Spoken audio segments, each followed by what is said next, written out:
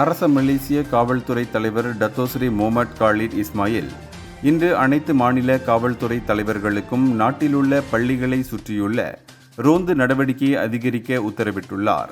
பள்ளிகளில் அதிகரித்து வரும் பகடிவதை, துஷ்பிரயோகங்கள் போன்ற அச்சுறுத்தல்களில் இருந்து மாணவர்களையும் ஆசிரியர்களையும் பாதுகாக்கும் நோக்கத்துடன் இந்த முக்கிய நடவடிக்கை எடுக்கப்பட்டுள்ளது. இந்த புதிய ஏற்பாட்டின் கீழ் காவல்துறை ரோந்து நடவடிக்கை மற்றும் சிறப்பு கண்காணிப்பு பிரிவுகள் அடிக்கடி பள்ளிக்கு சென்று பாதுகாப்பை உறுதிப்படுத்தவும், குற்றச் செயல்களை தடுக்கவும் ஒரு சில நேரங்களில் பள்ளி வளாகத்திற்குள் நுழைவார்கள்.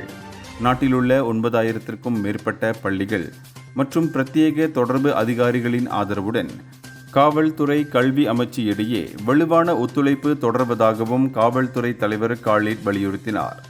இந்த புதிய திட்டம் பள்ளி தொடர்பான அதிர்ச்சியூட்டும் சம்பவங்கள் அதிகரிப்பதற்கு எதிராக செயல்படவும், வருங்கால சந்ததியினருக்கு பாதுகாப்பான ஆதரவான கற்றல் சூழலை உருவாக்கவும் அரசாங்கம் எடுத்துள்ள உறுதியான நடவடிக்கையை காட்டுகிறது. இந்தியர்களின் இதய குரல் மக்களோசை.